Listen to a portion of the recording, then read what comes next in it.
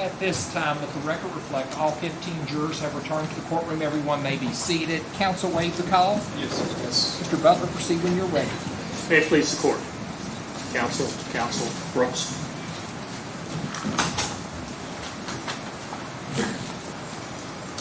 Brooks Houck is not guilty.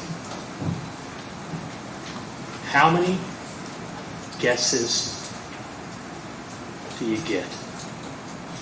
How much speculation do you get? And let me give you one simple answer. In a criminal trial, the answer is none.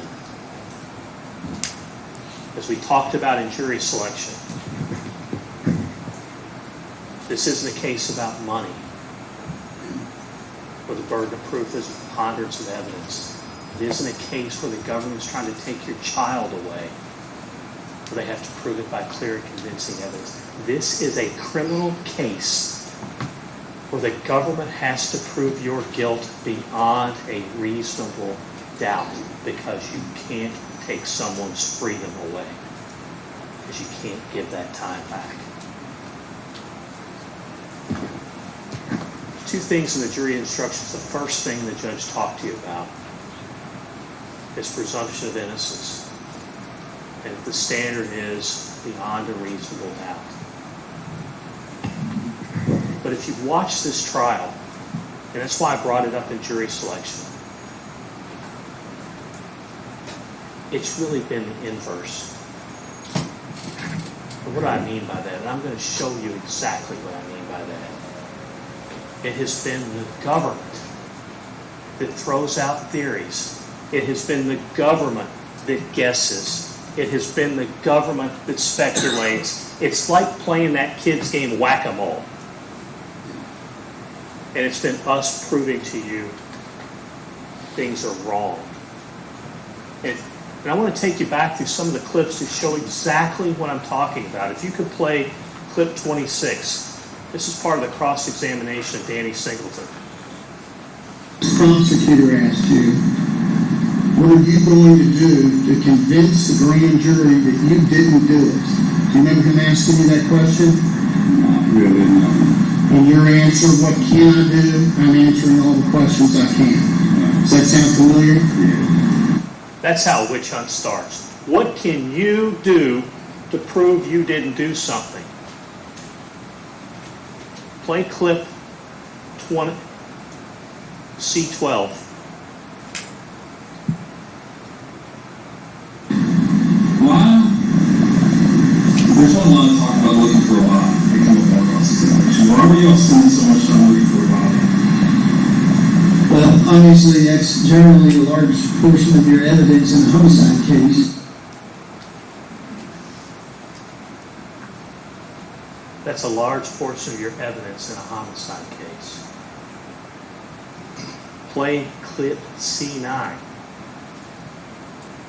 Is it possible that the phone was traveling down the Bluegrass Parkway and would hit off that side of the town? Yes, it is somewhat possible. Yeah. It is somewhat possible. That's the linchpin of their case. And we're going to go through the timeline here, but that's what ultimately leads to Brooks Houck getting indicted. This theory, because he can't be at the farm doing something bad and somehow at the same time transport himself magically back to his house and move Crystal's car. He can't do that, right?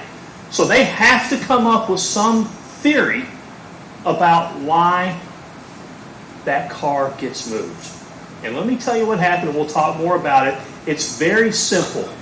If you look at the towers, and Mr. Boyd put them up there, you see the towers are, one is right below the Bluegrass Parkway, one is right below the Bluegrass Parkway, and the next one's right above the Bluegrass Parkway. You've all seen that, right? Now, what they did is they just said, boom, boom, boom, hit the towers, must be guilty.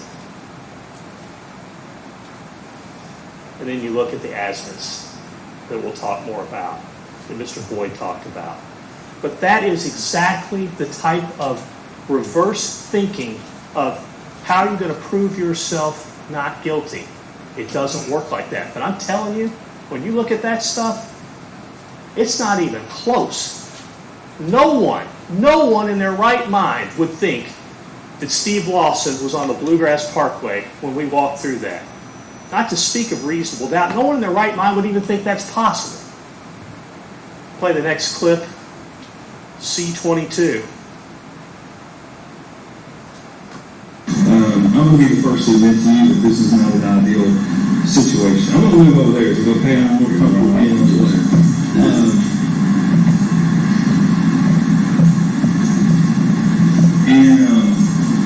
That things could have been done better. And I'm not here to agree with all 100%. Okay.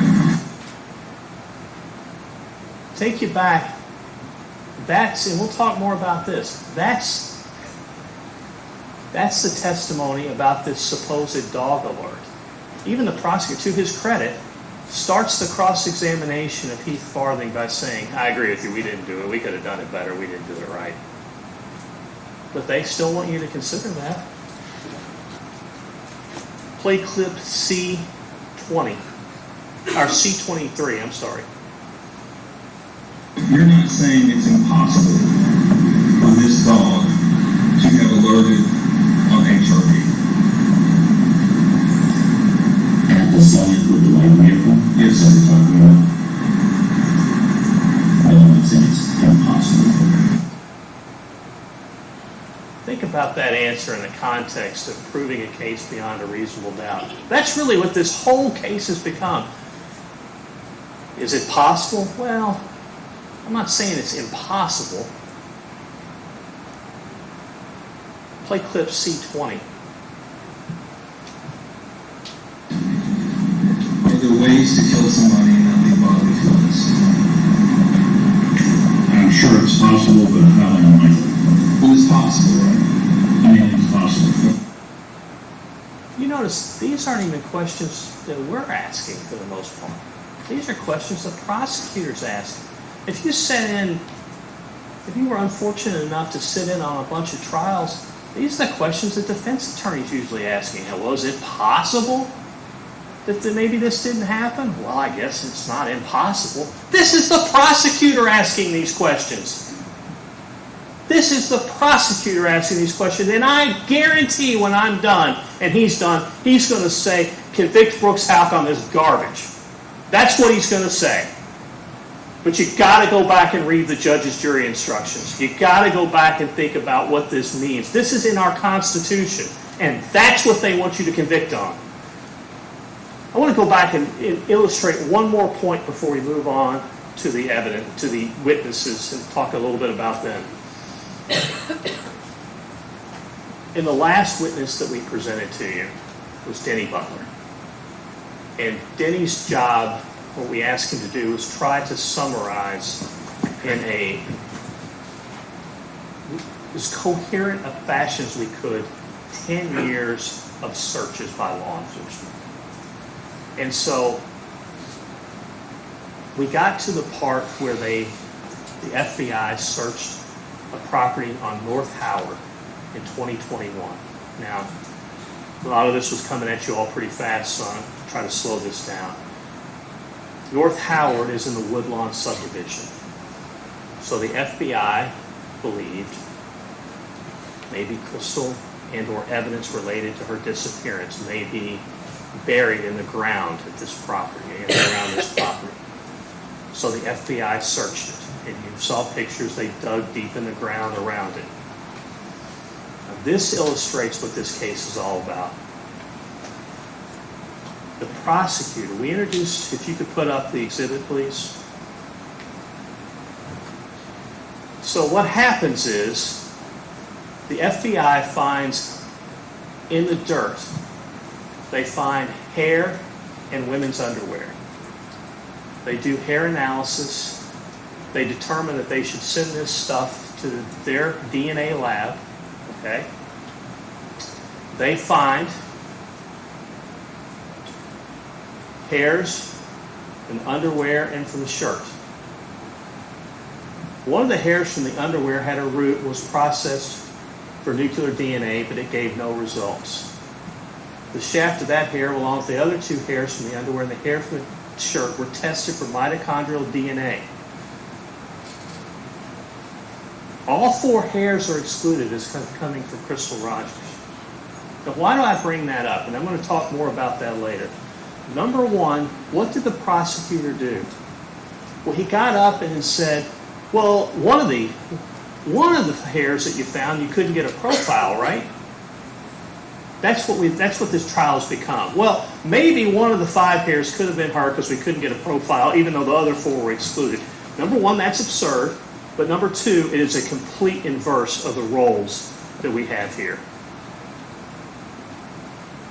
All 4 excluded. What's the second point of that we'll talk more about?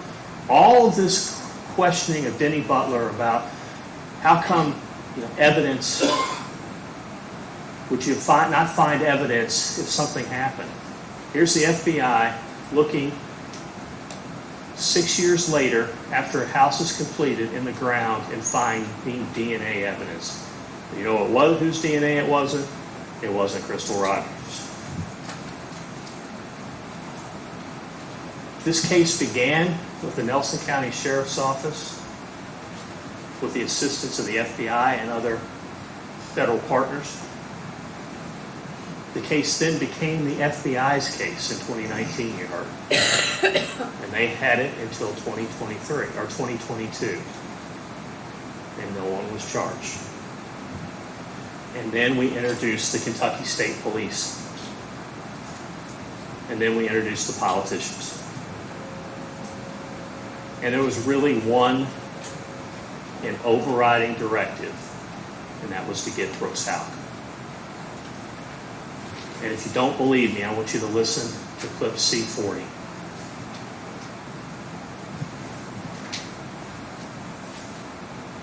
Sure you this, okay?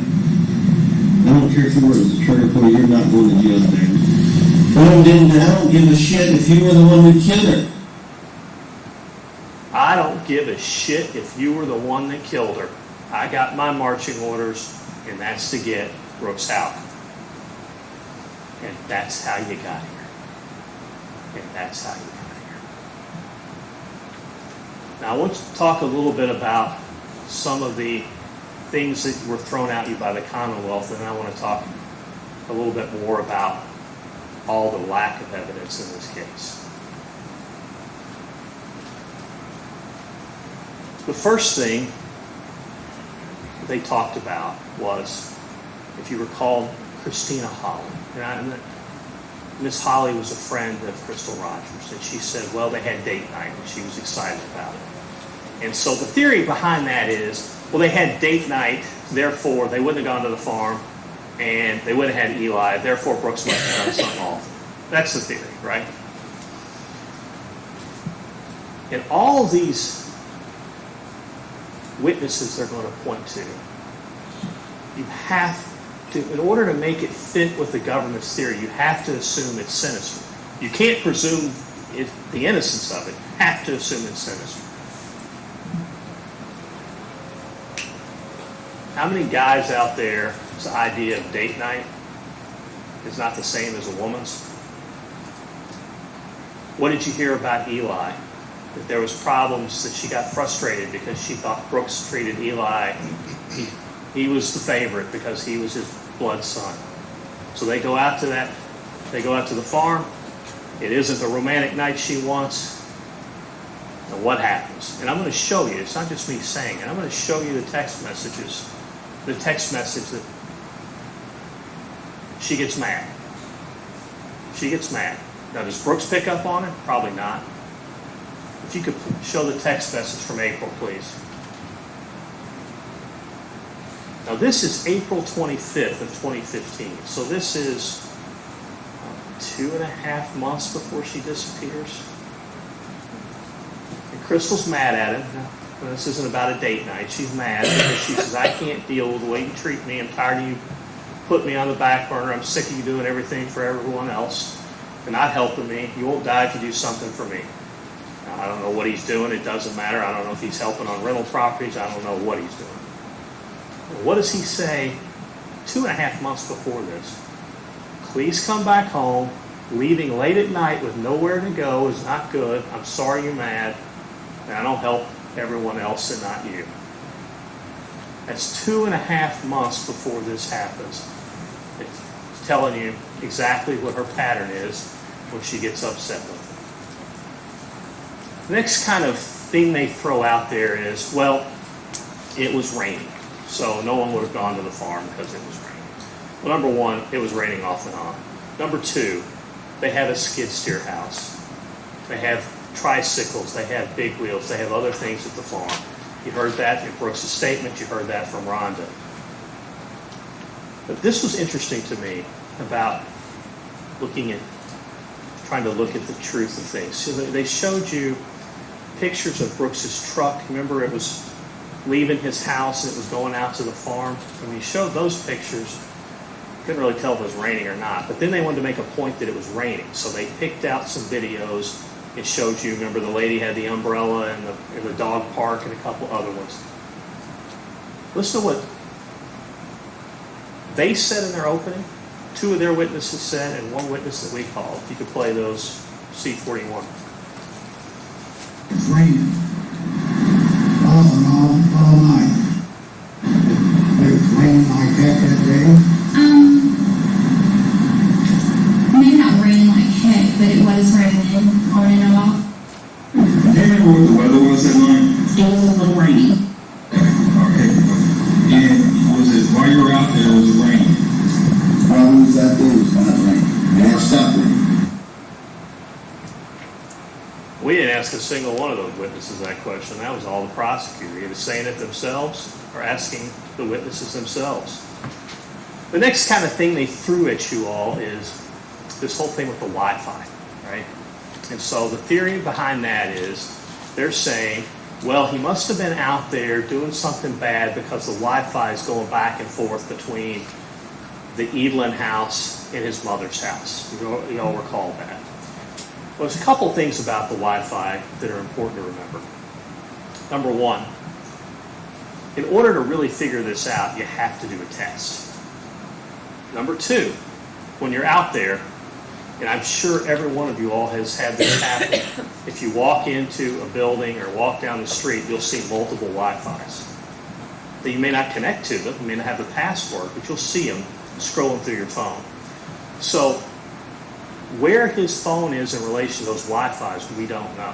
What that does is, and I think, I'm not going to get it now, that's why I had that drawing done that Steve did when Professor Louth was testifying. With the Wi-Fi, the circle isn't where you're at.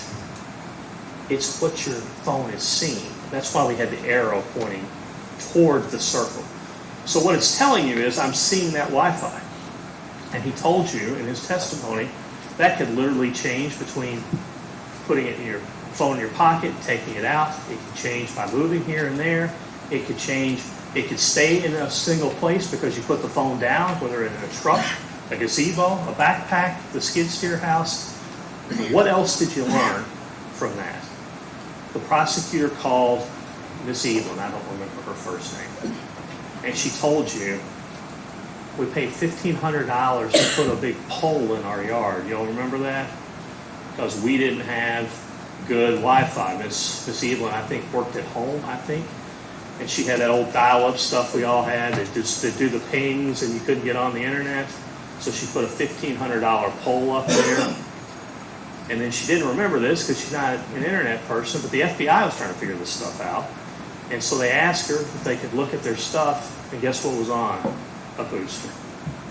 So again, take this stuff and you have to look at it closer. Next question is, next thing they threw out is, well, Crystal wasn't answering texts that night. Because what we found out and what we know is at 9:23, her phone dies. Now this is really important. The phone isn't, per Mr. Hickman, the Commonwealth's expert, the phone isn't turned off. Something bad happens, you turn that phone off, the battery dies. The battery dies. It doesn't have charging. That's why the phone's off. And it's not just Hickman saying it. And frankly, he seemed like a pretty credible guy, but it's not just him saying it. Sometimes you have to cross-check people. Detective Snow said the same thing. Hey, when I got a hold of that phone and we took it into evidence, it was dead as a doornail. It comes back on at 11:57, and I'm sure you all, and I don't know the answer to this, so I'm going to give you. It comes back on at 11:57. I remember back then, sometimes you'd have residual charge. You'd something go off, you could turn it back on briefly, and then that's it. I don't know if she plugged it back in at the farm. It was time to go, didn't charge it anymore. But what I do know is, if you believe the Commonwealth's expert, Josh Hickman, that battery powered was not turned off. The phone died of charge. Now, another huge point in this case was made by the Commonwealth to try to say that Brooks was lying about what Crystal was doing when he got back to the house that night. If you would play clip C31, please. More often than not, usually at nighttime, she's usually playing one of those, and it's not Tetris, it's one of them bubble games on her phone or something. One of them, she usually does that at nighttime before she goes to bed. Now, this is interesting, and this is goes right into what Professor Newshot's told you. So Brooks is given a statement on July 5th. That's July 5th. So to kind of orient us back, Crystal Rogers' car is found on the Bluegrass Parkway on the afternoon of July the 5th. So they call Brooks in for an interview. It's the first time he's spoken with law enforcement. He doesn't obviously have to go in there, but he does. And he gives a statement. The first thing he says is, that's usually what he does. That's usually what she does when she goes to bed. My wife usually watches movie on her iPad. I have no idea if that's what she did last night. But that's what he says. Now later, he gets more definitive about that. Just like Newshot says, how memory works. Now, we talked about tinting of the windows. And when he first heard that, oh man, he tinted those windows. That's kind of weird. And he thought, I wonder why he tinted the windows. In fact, I don't know which one of you, and it doesn't matter. One of the jurors asked Rhonda, well, because nobody brought it up, did Crystal's car have 10 on it? Because it would be weird, right? If Crystal's car didn't have 10 on it, and she was carrying Eli around. And then what did you find out? She had 10 on it. And I think the other question that one of you all asked is, well, Rhonda, do you have 10 on your car? Well, yeah, and then she described it about the strip and all this stuff. But you're still like, I wonder about Brooks having this 10 on his car. You know, it's June 26th. That's, around a week before Crystal disappears, give or take a day or two. You can put the text up, please. The same day that Brooks calls about tent, June 26th, Crystal texts him July 6th at 2:45. Eli's got an eye appointment. And then Brooks asks where it's at. That's why he put the 10 on the car. But you see how this works? You just throw this stuff out. You throw it against the wall, and it's whack-a-mole. We have to go and explain it to you.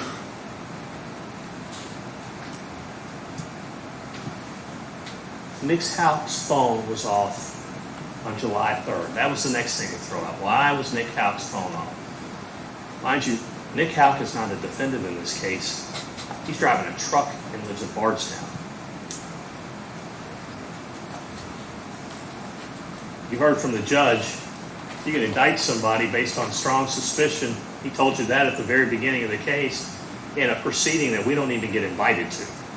And we don't even get to question witnesses. So, they're accusing Nick Houck, but he ain't here and he's not charged. But the big, that was an entire day of talking about Nick Houck. So what's that? He turns his phone off. What do you then learn from Amber Bowman? Well, they were moving that weekend.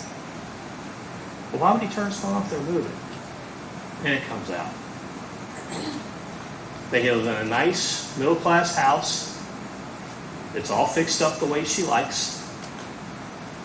And they're moving to a dump because he's trying to make a couple of bucks flipping property. That's why he turned his phone off.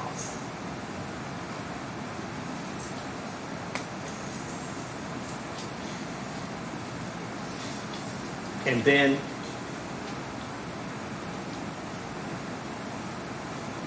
let's look at the white Buick.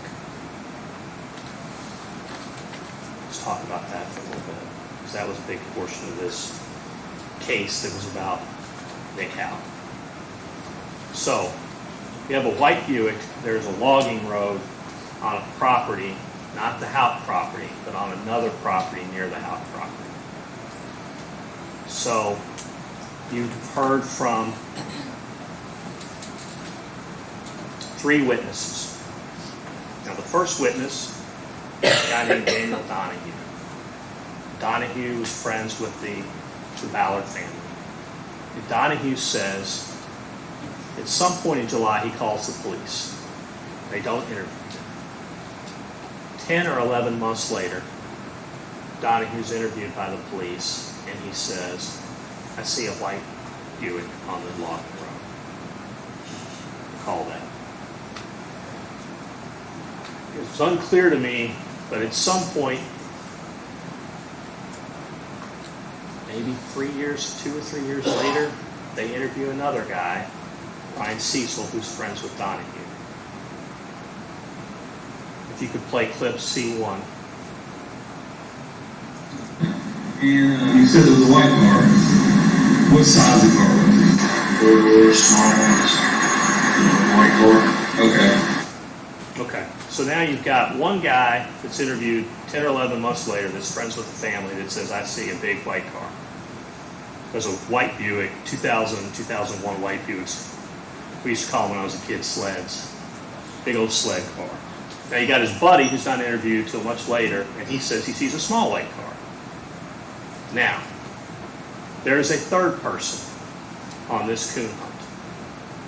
A retired military veteran who is not from Bardstown, who is not friends with Miss Rogers' family, who has never heard of Brooks Houck and doesn't know him, who we didn't find. He was found by the FBI, and he was interviewed about the same time as Ryan Cecil. And if you could play clip C29. Do you remember that evening seeing any vehicles on that road?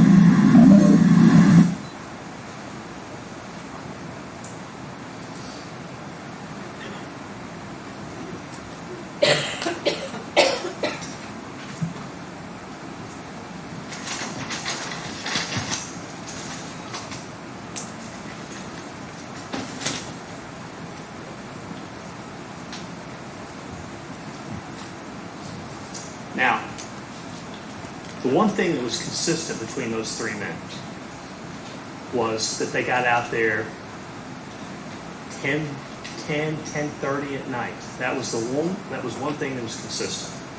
And before I move on to that point, I want to stop and talk a little bit about this. So the only way to explain Mr. Hendricks is to say he's just mistaken. He's a good guy, he's just mistaken. His memory's not very good. That's the only way you can possibly explain it, because he doesn't have any connection to Brooks. The problem with that is he remembered how they got there. He remembered driving up the logging road. He remembered that they weren't separated. And if you remember that, the prosecutor tried to throw out that, oh, well, they got separated sometime, and Steve had to get up and show the FBI 302, their summary of the report, that Mr. Hendricks said we never got separated. In fact, all 3 of them said we never got separated. Here's the other thing he remembered, that he won. Remember that? I won that night. I treed my coon in 20 minutes or so.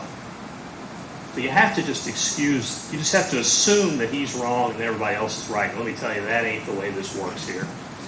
They're the ones that have the burden of proof. But here's the other, just these timelines, this is so difficult because obviously we've all had this case for a long time and trying to figure out. And as Mr. Boyd said, I truly don't know what the prosecutor's going to say when he gets up there because it's just a convoluted mess. And the timelines are all different and they contradict each other, so I don't know what he's going to say. But let me just point out some of the problems here. So 10 to 10:30, I'm going to say 10:30, 10 to 10:30. There is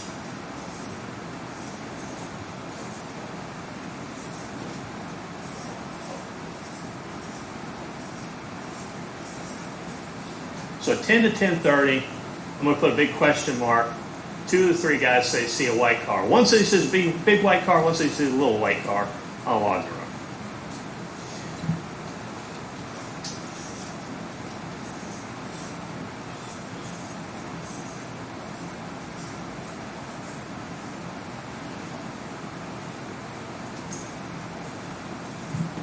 Owen McKinney, he's the guy that was at worked at the Dollar General store.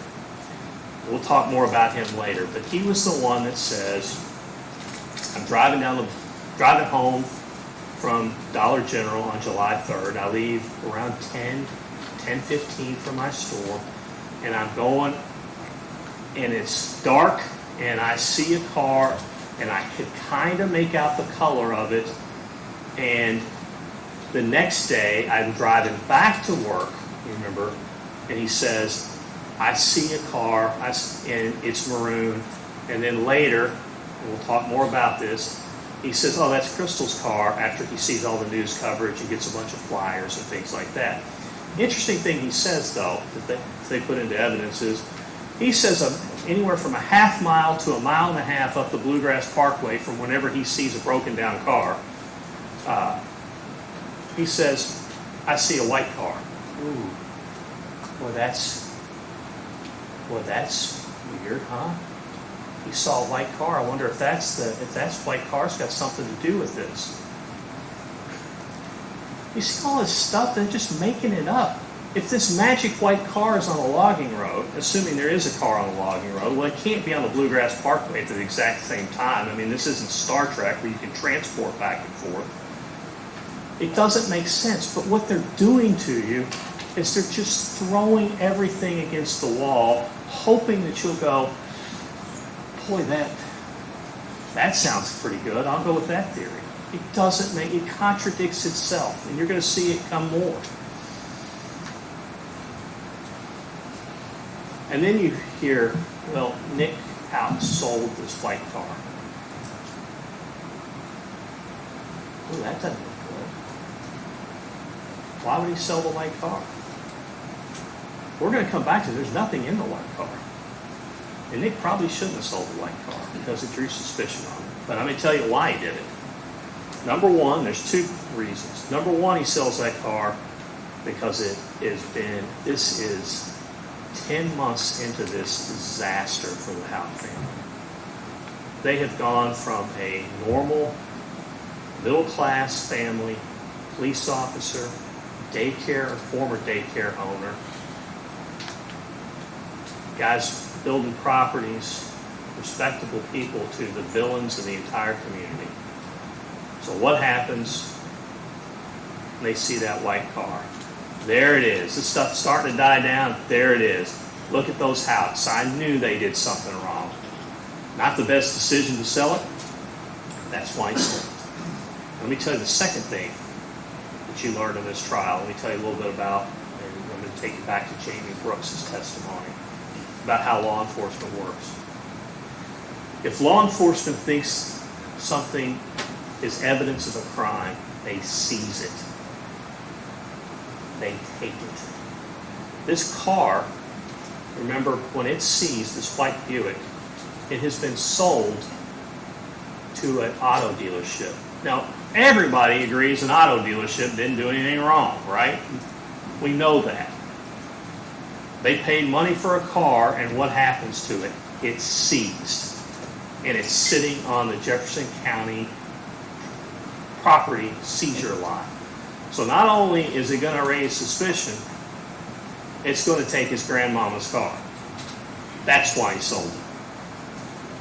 But the most important point of all of this that you can't ignore in a criminal trial,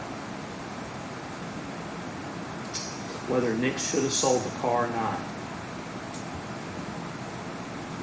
who's right or who's wrong if the car on the logging road.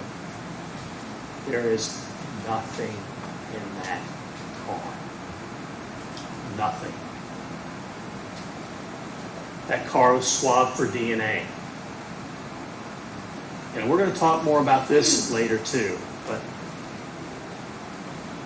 if you spill blood on this carpet, you can't clean it. You can get down with a scrub brush. You've heard this in Denny's testimony. You can vacuum it up. You can get down with a scrub brush. You may even be able to get it where if people walk in, they don't see it. But as soon as they spray that blue luminol on it, it's going to ping. And there's no DNA in that car. There's not a drop of blood. There's not a skin cell. There's nothing.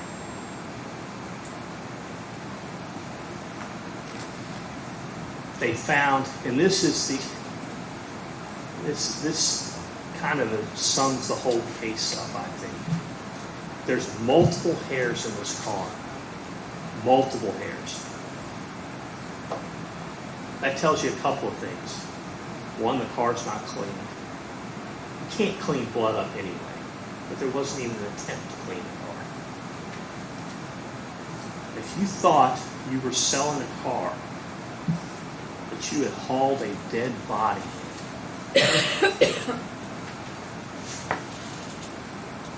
what would you do? You'd clean it as good as you possibly could. Anyone would. They find in this car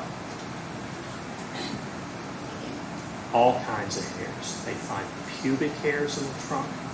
They find animal hairs. They find mixed race hairs. All kinds of hairs. They find one hair that they deem similar in color and limited microscopic characteristics. I'm going to break that down, and I'm going to show you exactly what Denny told you about that. And we're going to go back to that North Howard search.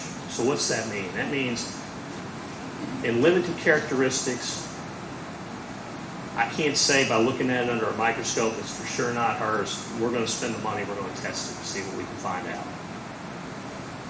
Exactly what they did on that North Howard search. Remember, they found hairs, they looked at them, they said,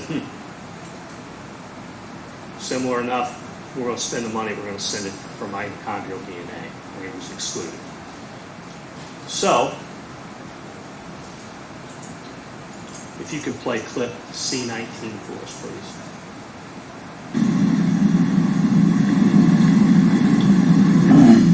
And multiple hairs found in the car, is that correct? I believe so, yes, sir. And that included animal hairs, pubic hairs, mixed race hairs. Is that accurate? Yes. Now, one hair was deemed, I'm trying to quote from the report, similar in color and limited microscopic characteristics. You're familiar with that? I am. As an investigator, at that point in time, what do you do if you have a dissimilar, similar limited characteristics or similar? Then if you're an investigator, what do you do if something is limited, similar limited characteristics? You would talk with the crime scene techs and especially the lab and see what you could do to further identify that hair. And I think in this case they did do that. And what did they do? It's a process. I've talked on the phone dozens of times about it. I don't know how it's done, but it typically consumes the hair. You sent it to DNA, is what you're, Yes, and in this case, this was sent off to DNA as you would expect. it was. And were they able to get a profile? They were not. And it's not their fault that the hair was consumed, correct? Yeah, I mean, that's part of the process.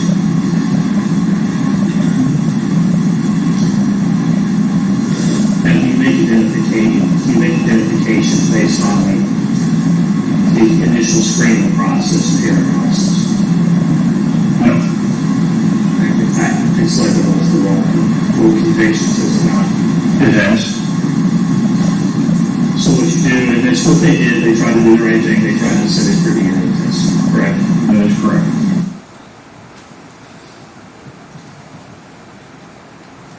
And of course, they didn't even bother to look at, you can show Ginger Holt.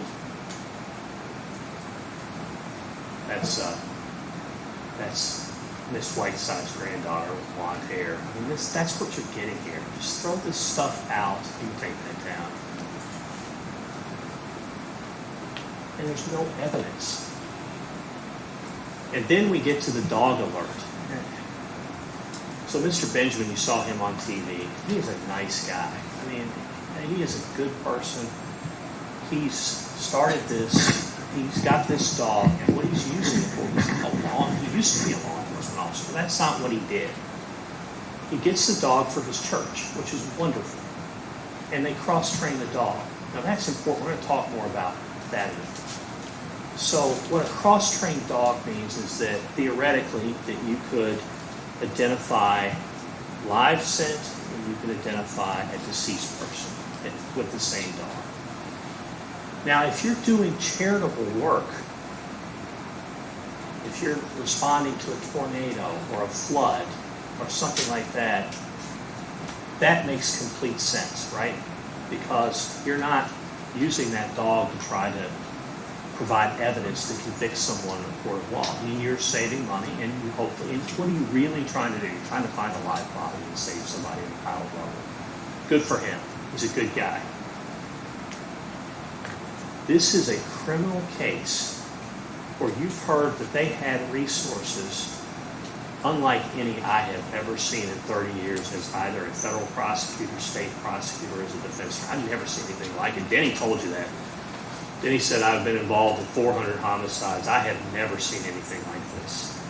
You have access to FBI dogs, ASP dogs that are well trained. You'll see, if you go back and look at just some of the search lists that I introduced into evidence, and I didn't introduce all of it, we'd still be talking about this, but I wanted you to get some sense of what these searches were like. You'll see FBI canines on there. I mean, these are used all the time, and they found nothing. So, Mr. Benjamin has a dog with no training records, and that's really important. Because what you do, it's like anything else, you have to evaluate the reliability of the dog. How many times do they do false positives? How many times did you go out and search? What did you find when you searched? If you looked and you alerted, did you find what you were supposed to be alerting for? So if I alert and say I find a live body, is there a live person there? If I alert and say I found a deceased person, was there actually a deceased person there? That's the only way you can evaluate this stuff. And it's not his fault. He's a nice man, but the movers lost it. So no one even knows if this dog's reliable. And then they make another, so they've got a dog that's not meant to do this. They've got a dog with no training records. And then they screw up that. So Detective Brooks, nice guy, he sees this guy at the fair or the NRA show or whatever. It's like, hey, a guy's got a dog, why don't you help me out? What happens then? He drives them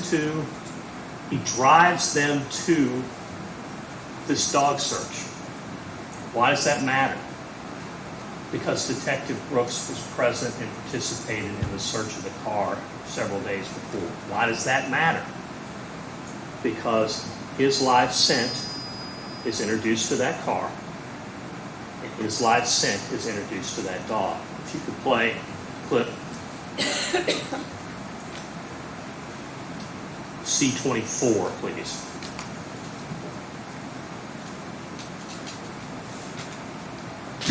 There's also been evidence in this case that a detective picked up Mr. Benjamin at a show with his dog, put them both in his car, and transported them from the show about 10 or 15 minutes to the scene where the search was to be conducted.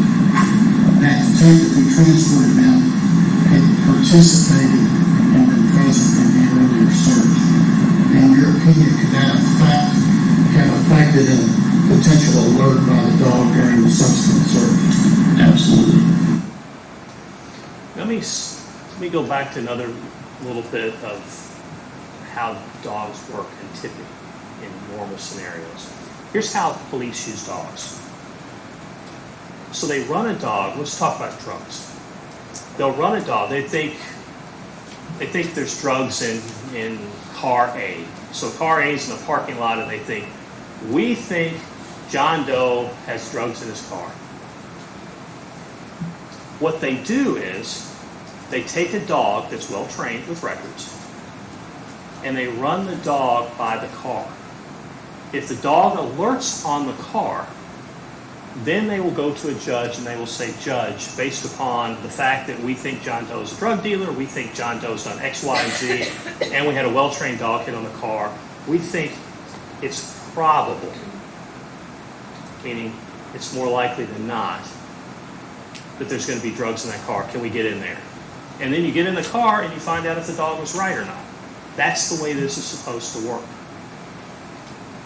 Never in my life seen it the other way around. We found nothing in the car.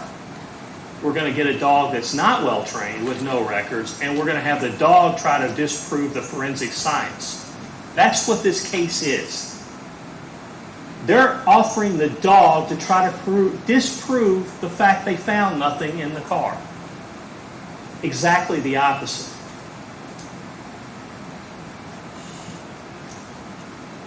Play clip C23. You're not saying it's impossible for this dog to have alerted on HRV? At the scene with the white vehicle? Yes, sir. We're talking about. I don't think it's impossible for her. Play clip C25. Even though it's not recommended in your expert opinion, do you still think dogs can be successfully cross-trained? In my experience in the industry, no, I don't. We've seen one individual from Russia that comes over and visits in San Francisco and trains, that even after 13 years, she's still having extreme difficulties with reliability of the dog in cross-training the dog.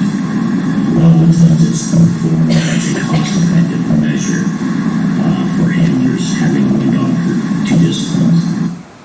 Play clip C22. I'm going to be the first to admit to you that this is not an ideal situation. I'm going to live over there. It's going to pay out more comfortable being over there.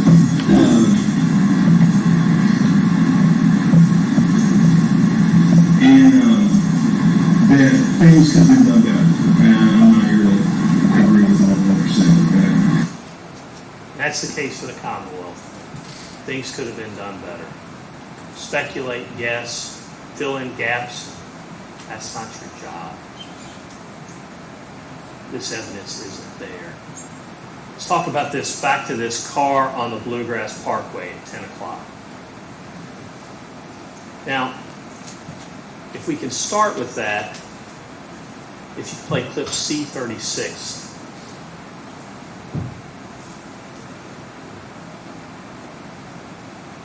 Describe the tips. They ranged anywhere from, we spotted her at a Waffle House in Rhode Island to she's working at a nursing home in another state. Various tips about the vehicle being on the parkway at different times. Some of them were psychics calling in, wanting to get information. Just lots of different stuff. So what happens is they get a multitude of tips. They reach into the tip drawer and they pull out 2 that they like. Okay, that's where this starts. You get, first of all, we talked about Owen McKinney, we talked, and we're also going to talk about, I think his name was William Gunther. I'm not sure, that's the guy's first name up. Mr. Gunther, if you remember, he says, I'm leaving Lowe's, I'm driving down the parkway, it's about 10:15, I'm going 70 miles an hour, so it's dark. I pass a car, it's got its hazards on. Best I remember, I can't really make out the color. Next day, or 2 days later, Sunday afternoon, he's driving down the parkway, going back the other way, and he sees a bunch of police cars around it. Right? And then he says, I see the news, I see the car on the news, everybody's talking about it. 10 or so days later, he goes to the police and says, I think on Friday night I saw Crystal's car on the Bluegrass Parkway. That's what he says. Then you have Owen McKinney, same thing. If you could play clip C8. Now he's leaving, before you start that please, he's leaving the Dollar General, as I told you, around 10 or 10:15. He's going around 70 miles an hour, give or take, driving home after his work shift. And this is what he says. The questioner asked you when you saw it that night, talking about July the 3rd, first time you see this vehicle, did you notice what kind of car it was that night? Do you remember this answer, word for word, that you gave him? I just noticed it was a dark car that night. And then I could kind of see the color when my headlights hit it. Do you remember that answer? Yes, sir. He goes on in his testimony to talk about he sees the news. He sees the car on the news. He goes on in his testimony to say he has seen flyers. He has talked to the victim's family because they're coming in handing out flyers for Crystal. And he then contacts the police sometime not too long afterwards and then is interviewed 10 days later. If you could play clip C16. How does the exposure to an event, time-wise, how does that potentially affect memory? So if you think back to if you're asking me about exposure time, Yes. when you think back to when you were studying for exams, the longer time you spent with the material, the better you were able to retain it and hopefully do well. So the longer you have to see the information, when it's not occluded, when you're not stressed out, when you pay full attention to it, the better your memories are going to be, meaning you'll be less susceptible to this post-event suggestion. How can elements such as whether it was light or dark out when you say something, how might that impact your memory? So anything that makes it easier to see, right, more visual acuity, you're able to make out more features, which gives you more cues to memory and easier to get things out. When it's dark out, you can make out fewer features, so it's harder to decode, get into memory as many features, so you have less avenues to get it out of memory, and it's harder to get that information into memory. So it informs you when it's dark out in two ways. You don't see as many features, so there are less things in memory, and you have fewer cues to retrieve those things to get them out accurately. And then he goes on to explain a little bit about what post-event suggestion is, which is a psychological term, which is common sense. You see something, doesn't mean anything to you then, and then you go back later, and you're like, I wonder if I saw that. Maybe I did see that. The phenomenon, and this is the one, I'm a big sports fan. I don't know if you have it, but the phenomenon is big-time sporting events, whether you're if you're a Kentucky fan and you're my age, you probably remember Christian Laettner hitting that crazy shot and beating Kentucky in, I think, 91 or 92.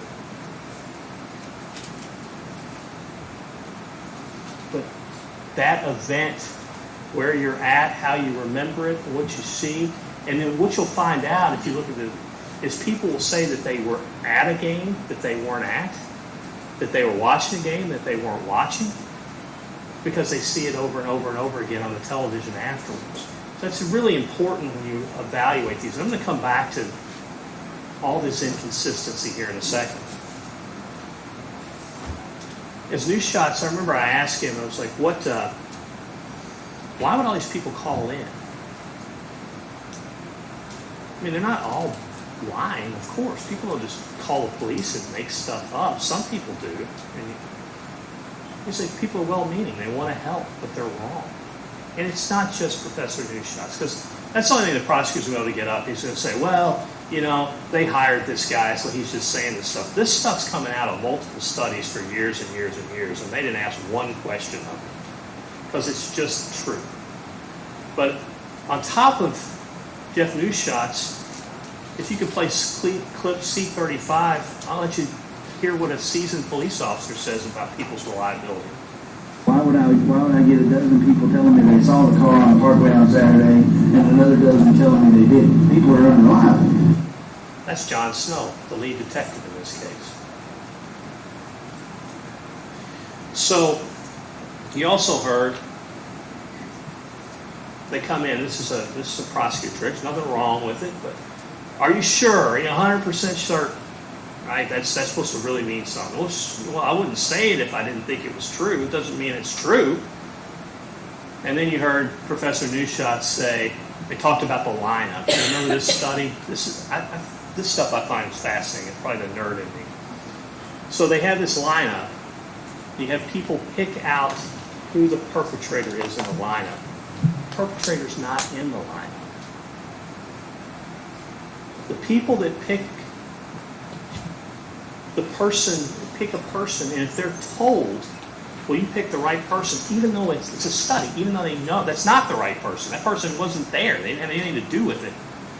But if you pick that person and they say, you got the right person, the correlation between how sure they are goes through the roof because they've told you got the right person. So the fact they say that means nothing.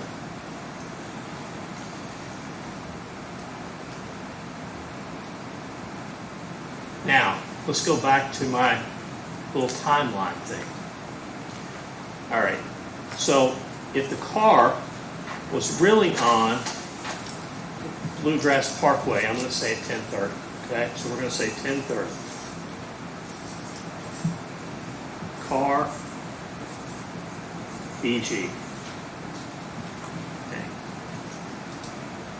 Let's pretend that's true for a second. Don't think it is, but let's pretend it's true. Now, the linchpin of the prosecutor's case, the reason that Brooks gets indicted is because of this cell phone data. Because all this other stuff existed way back, and it's been there for years. And it all hinges on this 12:07 a.m. call that we're going to talk more about. So the theory, and Bobby talked about, the theory is 12:07, Brooks talks to Steve Lawson. Steve Lawson then leaves Bardstown and drives out to the Bluegrass Parkway. And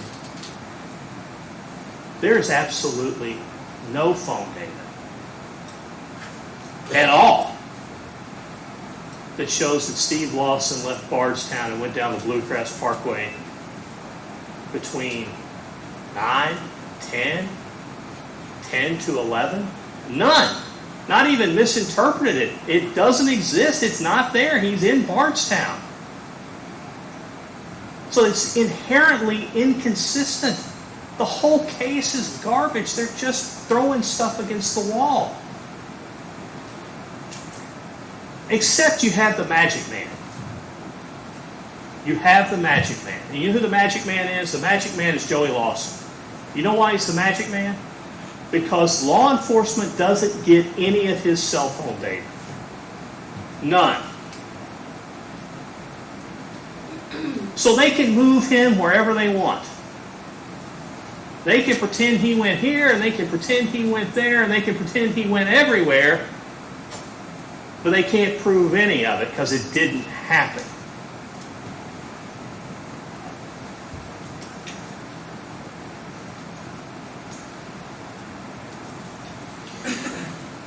If you could play clip C-37, please.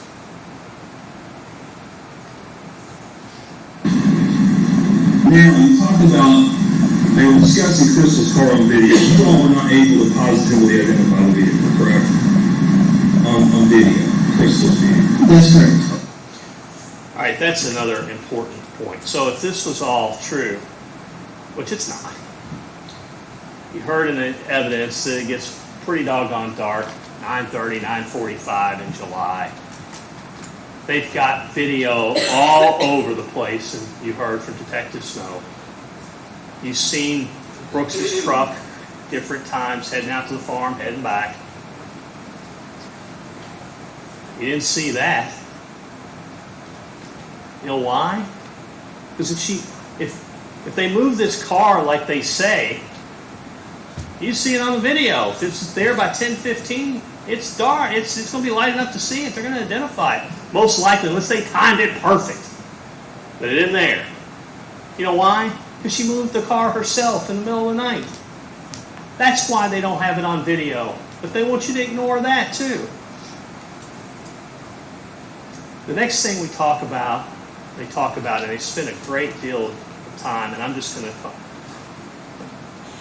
Brooks' statement.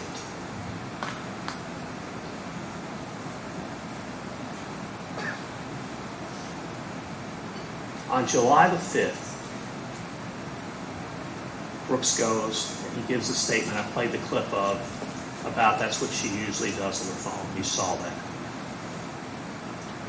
What happens after that? July the 6th, he's back interacting with the police. Police are at his family farm. Searching. July the 6th, there is a press conference by Sheriff Mattingly. And that is talk about Miss Rogers' disappearance. Brooks is told not to go because of all the accusations. Brooks is told not to search because of all the accusations. So by July 6th, it's on. It's the world against the house. But Brooks keeps cooperating. He not only submits to interviews, he gives DNA, he gives fingerprints. Doesn't have to do that. He gives Crystal's phone to them, gives his phone to them. Goes everywhere they ask him to go, lets him search his house, lets him search his truck. Miss Rosemary Houck, his mom, lets him search the farm. The first day you heard, she was going to let him do it, and they're like, now we want to get a warrant just to make sure it's all good. You heard his sister talk about what it was like. And obviously, Bobby said something, and I want to stop here. This is awful all the way around. This is awful all the way around. Crystal Rogers has been gone for 10 years. I'm not minimizing that. And I'm not equating the two things of what I'm getting ready to say. But at this point, they're getting threats. They're not safe. Accusations are flying. A good family, a middle-class good family that's done the right thing their whole lives is the villains in town. By the time, at this point, they circle the wagons. That's as plain and simple as it can be. These people circle the wagons. And if you ever want to understand why people, if you watch a television show and you watch lawyers on TV and they'll say, hey, don't talk to the police. And I hear people say all the time, the police are good guys, I'm not disparaging them. But people will say, well, why wouldn't you talk to the police? I didn't do anything. I'd talk to the police.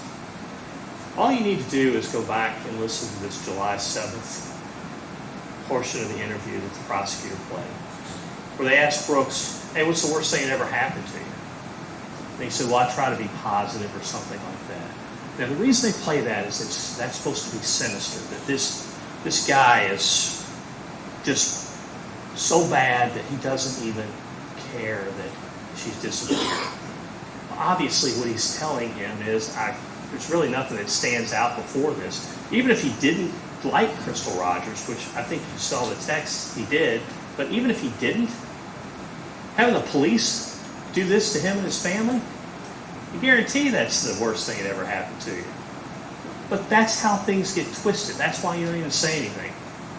So he goes in July 8th and he gives the statement that you heard so much about. I want you to remember a couple of things about that. Number one, at this point in time, Brooks Houck has bought a recorder. These are statements are recorded by the police as well. He's bought a recorder. Number two, he is so paranoid when he gives this statement. If you watched it, he is literally reading out his written statement into his own recorder. Number three, I've never seen anyone do this in my life. When he's writing that statement, he is making X's in the margins to make sure no one writes on his statement. Now, the point of all that is, well, he didn't say where he was on July 3rd.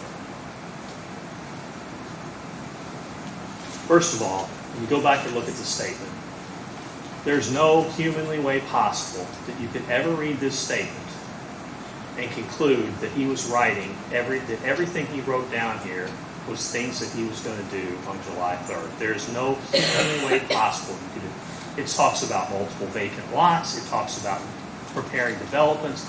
These are things on him that he had to do, number one. Number two, he tells him he goes to the farm.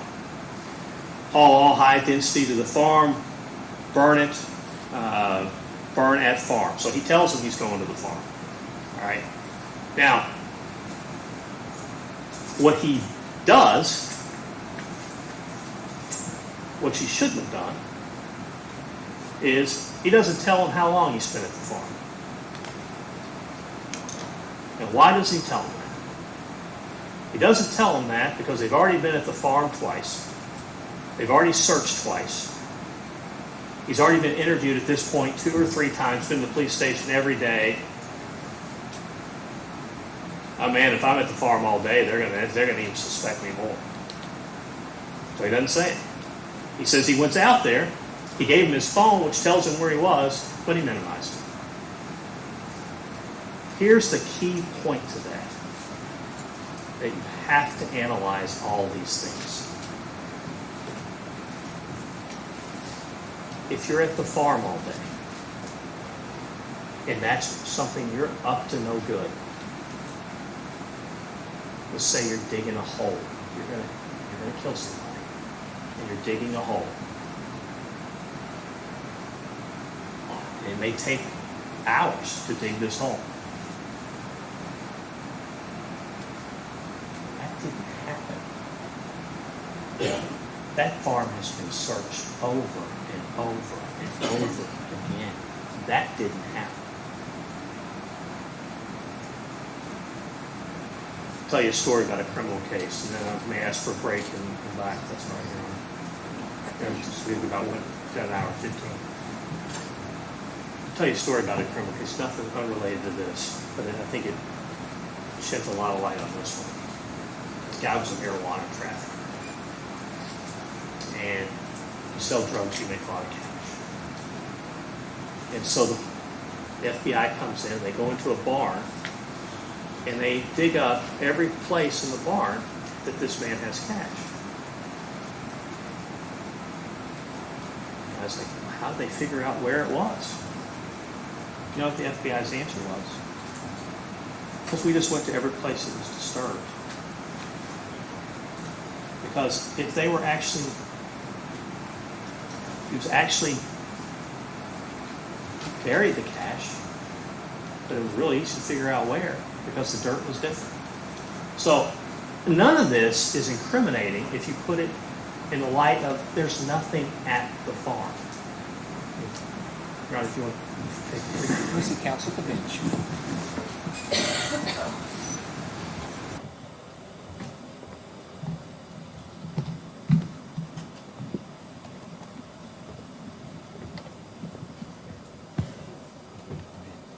was just going to say, do you want to take a break? It's been an hour and 15 minutes, and I got a ways to go. How much longer do you think you're going to go? At least that long. At least an hour and 15 minutes? At least, yes, sir. Let's just keep going. Why don't we just go to noon and take a lunch break? Okay, that's fine. Yes, sir. Why don't we just finish with it? And then, I don't want to keep them. I don't want the jury, if he's going to go under an hour and a half, I don't want the jury having something bad.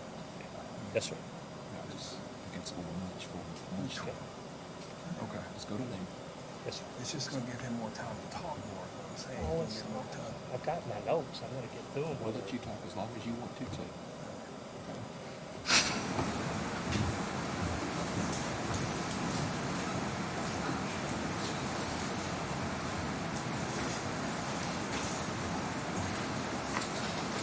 And when we talk about, was there a crime scene out there? It's not just me saying it. If you play clip C13,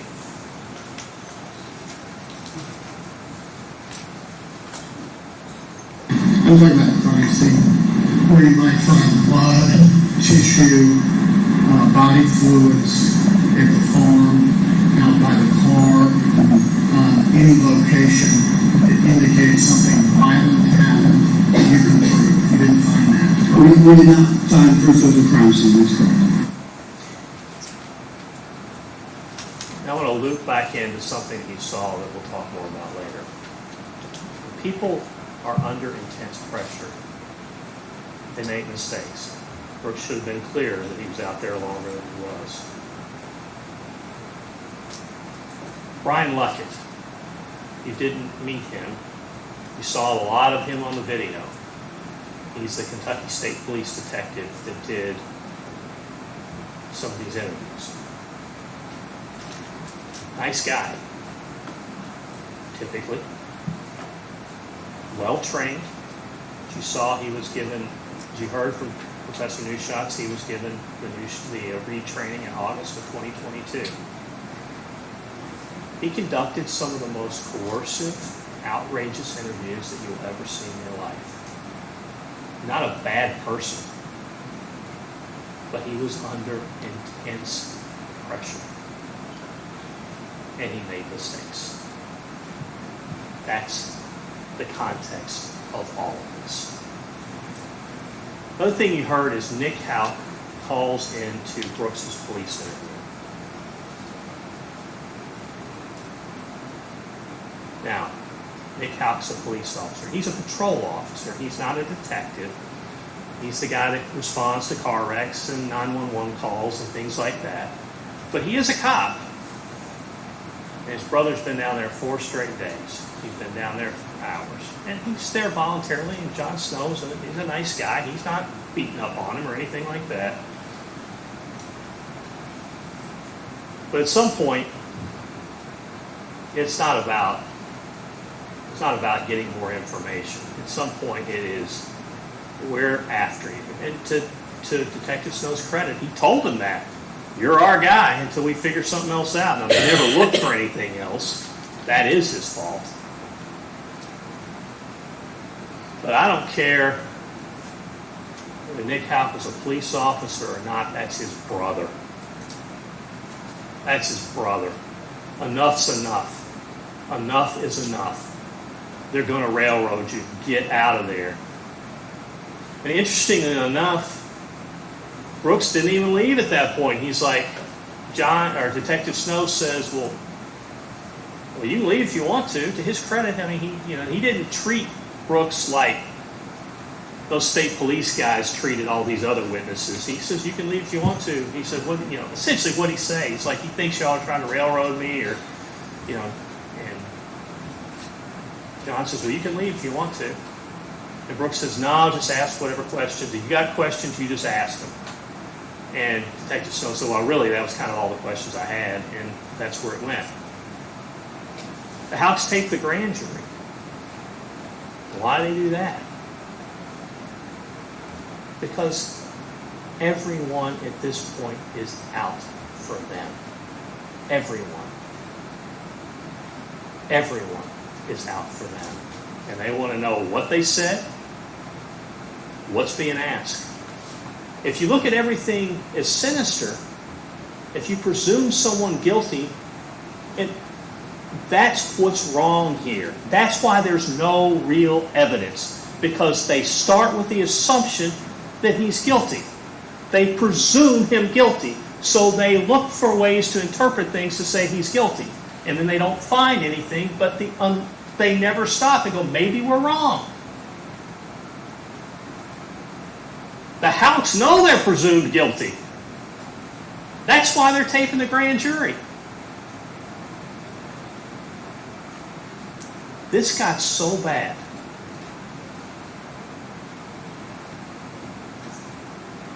that they went to see a lawyer a month after this. That was silly. They should have seen a lawyer on July. He should have gone to see a lawyer on July 7th. Once they told him not to go to the press conference, he should have. But he didn't. He wanted to cooperate. He wanted to try to help. They go to see their own lawyer, not me, not Steve, a month later or so. They taped the lawyer.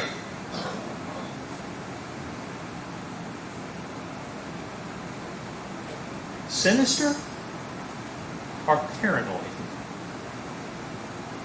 Paranoid. That lawyer's not trying to do anything to them. He's there to try to help them. That's how paranoid they got. You heard the prosecutor play a clip about a blanket. Now let me put you in context. So this is July the 9th, all right? On July the 5th, Miss Rogers' car is found on the Bluegrass Parkway. On July the 8th, Brooks gives his third or fourth statement to law enforcement, the one we just talked about. That's the day that his brother Nick calls during the interview and says, they're trying to railroad you. Get out of there. You've told them time and time again, leave. The next day, because of that telephone call, Nick Houck's police cruiser is seized by law enforcement. In the trunk of that police cruiser is a moving blanket. Remember, going back, Nick was moving that weekend. Remember, he's moving from the house on Glenview to the house in Olympia that's a dump, right? His moving blanket is in Nick Houck's police trunk.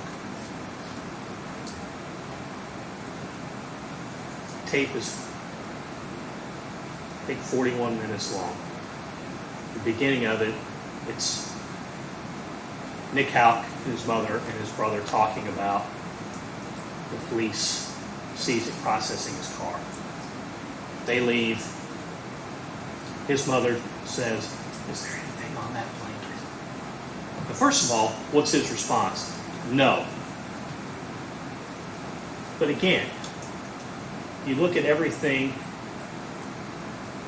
it's sinister. You think, oh, well, his mother, the daycare worker, the daycare owner, just for no reason, we'll talk more about that, no reason at all, just she's in on some murder plot.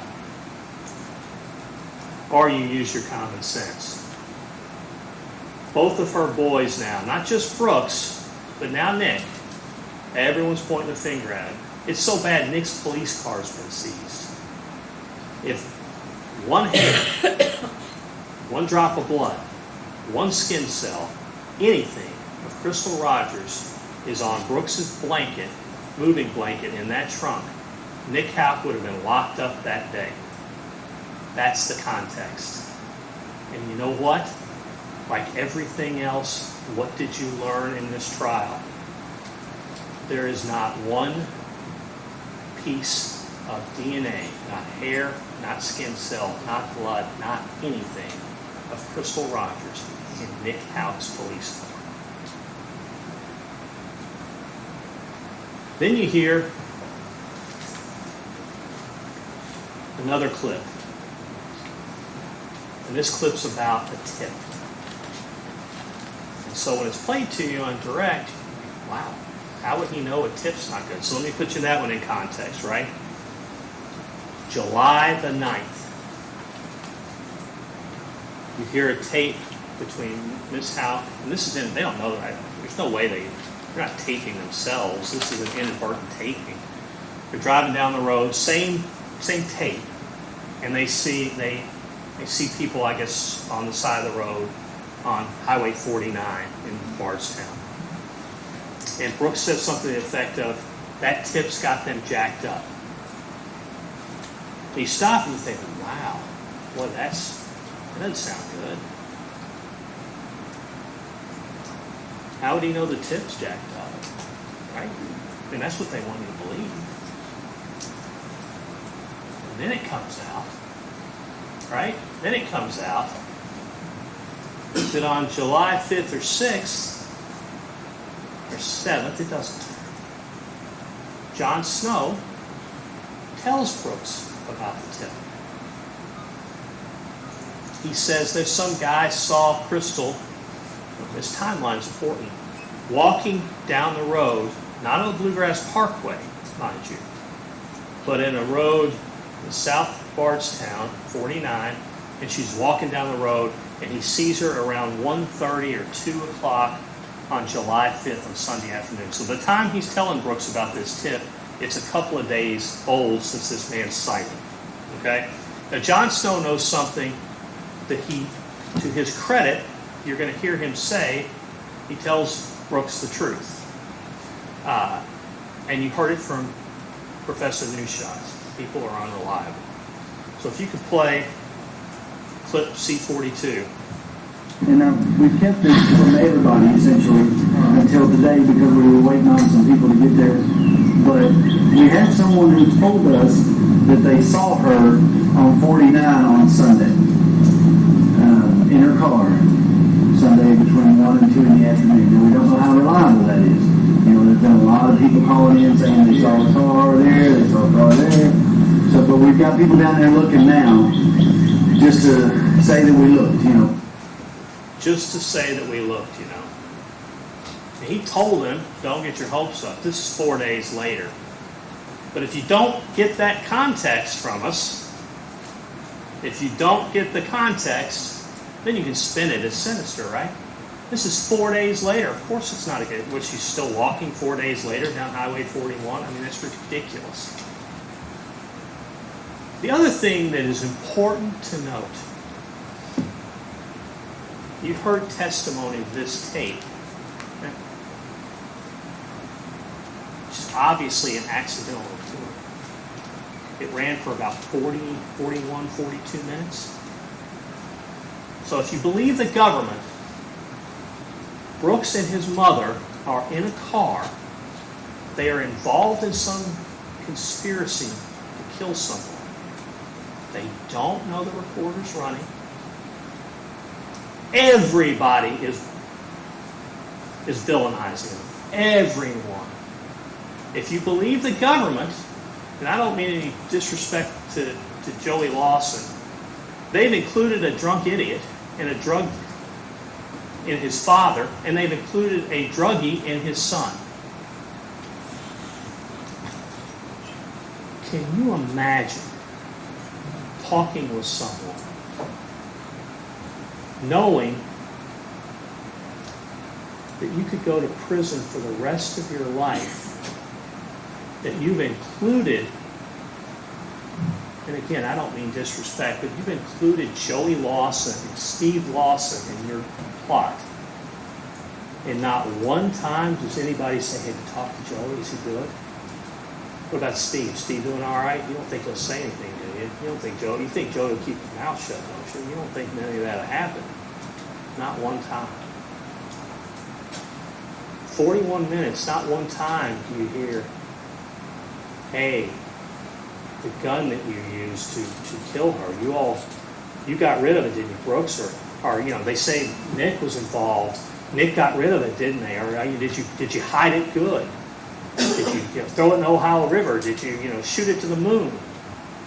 Not one time. Not one time do you think, well, I hope they don't look for that body over on 1234 Mockingbird Lane or wherever. Not one time. Use your common sense.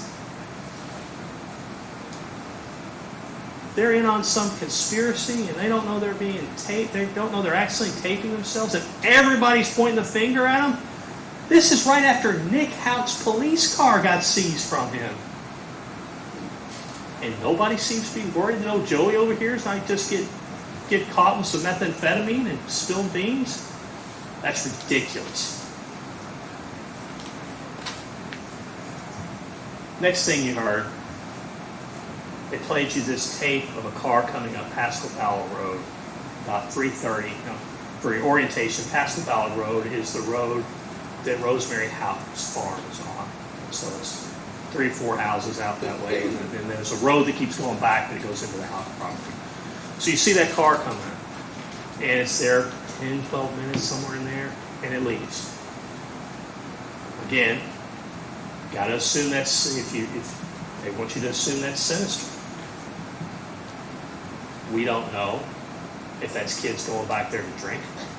We don't know if that's kids going back there to have sex. We don't know what that is, and they don't either.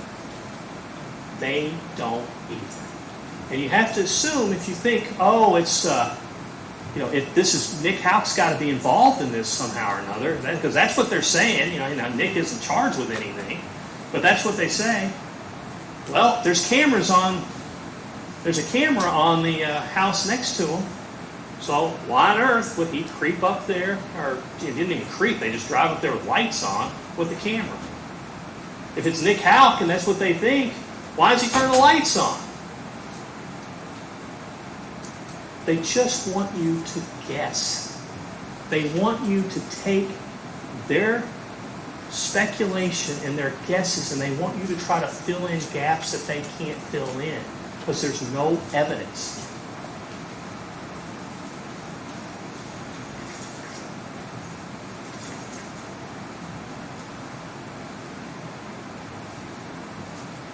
We're going to spend a lot more time after our break talking about this phone data. But the next thing that really I want to talk about their assumptions is this 1207 call from Steve Lawson to Brooks Houck. And the misinterpretation of this call is why you're sitting in this box. It is why you're sitting in this box. Because Steve Lawson calls Brooks Houck at 12:07 a.m. And if you recall, in Brooks' interview on July the 8th, John Snow has got Brooks' phone records. And he's trying to figure out who's called at certain times. And so I can't remember Steve Lawson's number, it's 492 something or another. John Snow says, hey, who's that? Brooks says, I don't know. He goes, let's get my phone. Okay. Now, first of all, they posited to you that this is staged. At the point in time, if you go back and recall this interview, Brooks has left his phone in his truck. So he doesn't even know he's going to have his phone when this interview is taking place. At some point during the interview, John Snow says, hey, we'd like to copy your phone. And Brooks says, okay. And then he says, but I want you to go out to the truck with me, if you remember. I don't want anybody to say I deleted anything or did anything off of it, right? Going right back to that whole paranoia thing. So Brooks doesn't even know he's going to have his phone in this interview. And he certainly doesn't know that John Snow is going to have phone records. So what's he do? He says, well, we'll call him. Same thing he did with Danny Singleton on another interview. He calls him, and Steve Lawson says, hey, man, I was calling the other day, or something to this effect, I was calling the other day about a rental. So law enforcement says, well, that's sure suspicious because he started to answer the question before it was asked of him. How many times in your life have you called somebody, they call you back and say, hey man, I was calling you about, see if you wanted to go grab a beer. Hey, I was calling you to see if you saw the Cats play. Hey, did you see we picked up a new recruit? So that's literally how bad this gets. That's how bad it gets. That's from that point, that call becomes the absolute linchpin of this case. You heard from Danny Singleton. Danny Singleton says sum or substance, Rosemary Houck asked me if I knew someone that could get rid of Crystal Rogers. Now, Danny Singleton had been interviewed in the grand jury, and he was asked if Rosemary Houck ever said anything to him. The answer was no. Danny Singleton was asked by the FBI, did Rosemary Houck ever say anything bad to you about getting rid of Crystal? No. He's been asked that twice. What Danny Singleton did do is lie in the grand jury, because he didn't tell him where he was on July 3rd. Not because he had anything to do with Crystal Rogers' disappearance. He just didn't want him to know that he was up smoking crack at his house. Because of that,